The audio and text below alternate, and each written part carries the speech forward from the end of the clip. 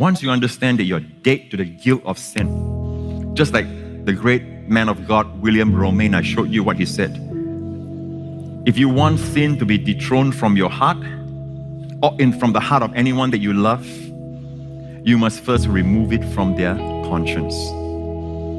That means the guilt.